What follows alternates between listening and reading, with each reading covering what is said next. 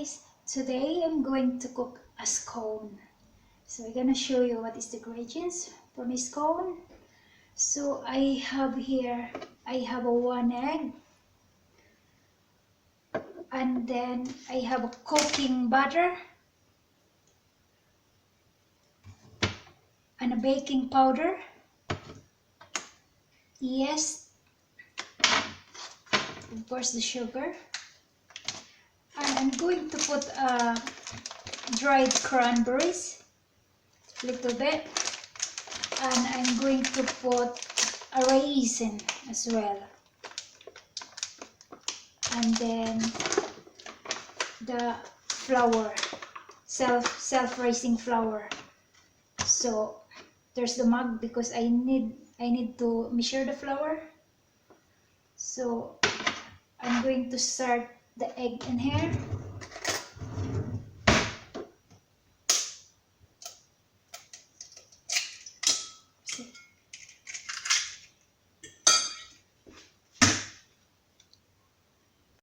Guys,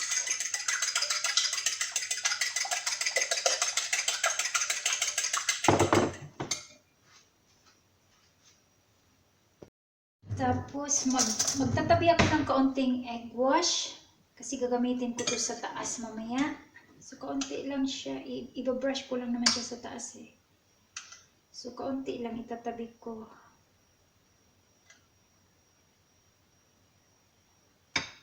Basta mayroon lang siyang ano. Okay, ito. Tapos isusunod ko yung yung sugar.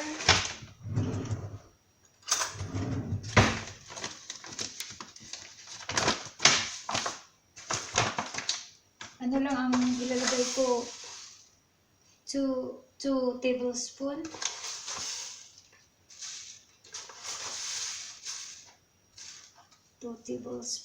Sugar. Tapos lalagyan ko siya ng konting yeast. Konti lang siya. Ganyan lang siya kalaki.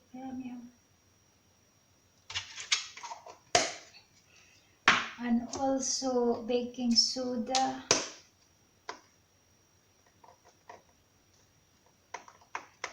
Ganyan lang rin siya.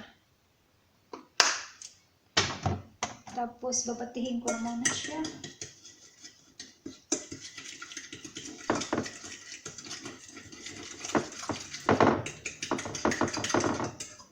Tapos ilalagay ko na yung butter. Kaunti lang sa butter, parang 50 grams lang siya. So tsansa ko lang 51. Okay, so ano lang siya, parang ganyan lang siya karami. Ganyan lang siya, oh. Lagay ko na siya dito as well. Ano siya, malambot na siya, so hindi ko na siya i-melt. Malambot na siya. So ngayon ilalagay ko yung flour. So yung flour dapat 2 cups siya. Pero wala akong cups. Mag siya, so hindi ko siya pupunuin. Pero dalawa, hindi ko siya pupunuin.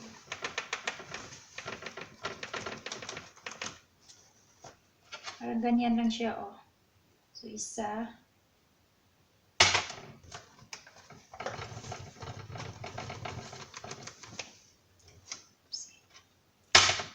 Napuno ko.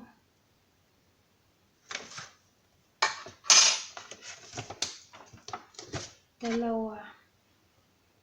Yan siya. Tapos halo-haloin ko lang siya. Halo-halo ko lang siya.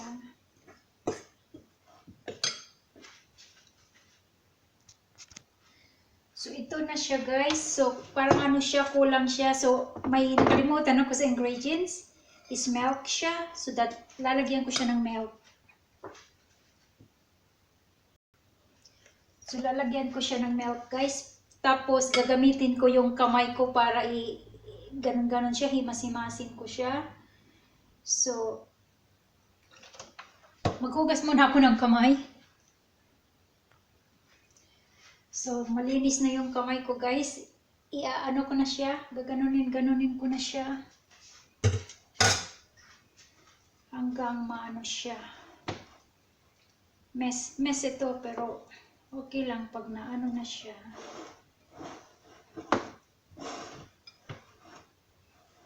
Talagang kinakamay mo to eh. Tapos, ito na siya, guys. Oh, tingnan mo, oh. Lagyan ko lang siya ng kaunting ano sa taas.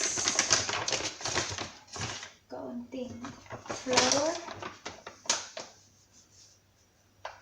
Okay. Ganun ko lang siya ulit. Ganun ko lang siya ulit.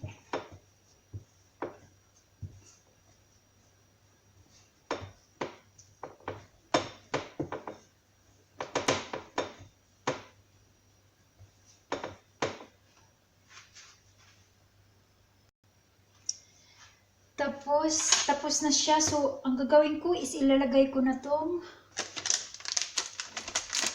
cranberry. Lagyan ko lang siya ng 1 spoon. 1 tablespoon. And then, raisins. Mahilig yung hubby ko sa raisin. Gusto niya maraming raisins. So, ang gagawin ko, 1, 2, 2.5. Kasi mas gusto niya ang maraming raisin eh. So, i-ano ko lang siya. Imamas ko lang siya ulit dito sa loob.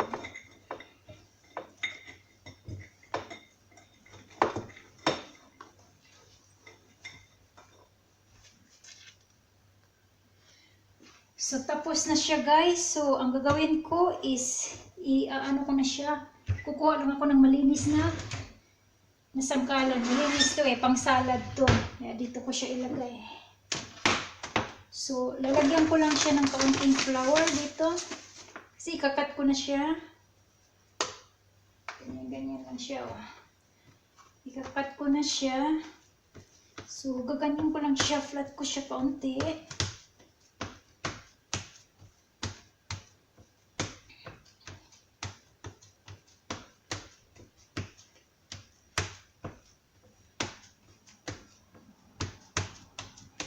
Okay, kukuha ako ng baso na maliit yung yan oh. Tapos, igaganon ko lang siya.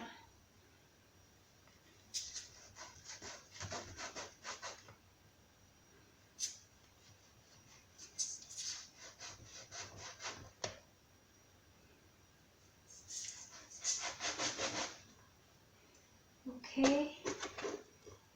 Tapos ganun ko lang siya hanggang maubos. Tapos ito yung ano ko, tray ko, may ano na siya. Yung tray ko may paper na siya, greaseproof paper. So ilagay ko lang siya dyan.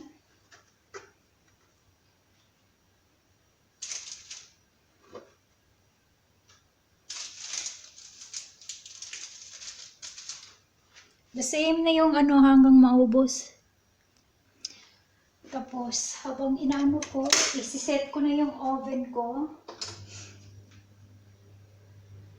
220 degree. Kasi iluluto ko siya sa 220 degree for 15 minutes.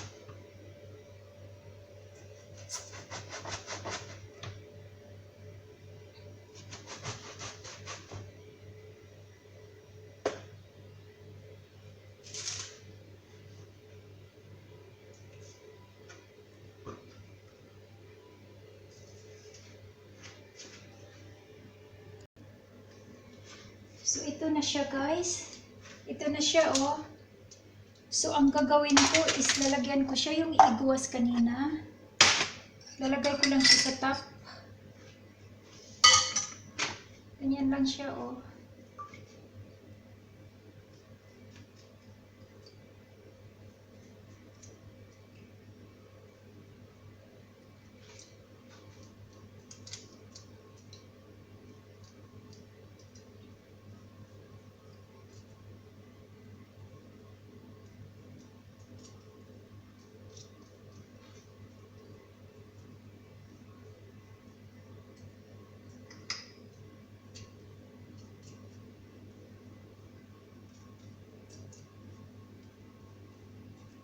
Okay, ganyan na siya. Tapos na siya. So, siguro mainit na yung oven ko. Okay. Ilagay ko siya sandali. So, mainit na yung oven ko, guys. Ilagay ko na siya. Cook ko na siya ng 15 minutes. 15 minutes, 220 degree. So, itatabi ko na muna yung kalat ko, guys.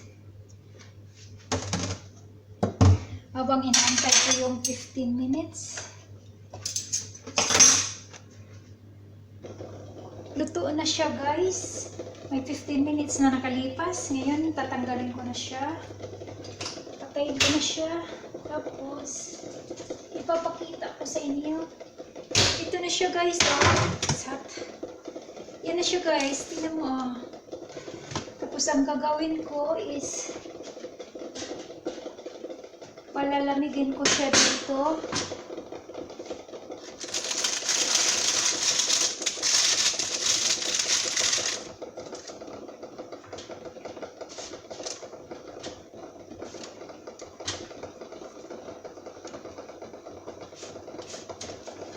Super lucky, all of heart. Happy na nito si Habi mamaya. Sa kapatid niya. Ayan. Yan na yung finish niya, guys. I hope you like my video, guys. And please subscribe. And thank you, guys. See you again. Bye-bye.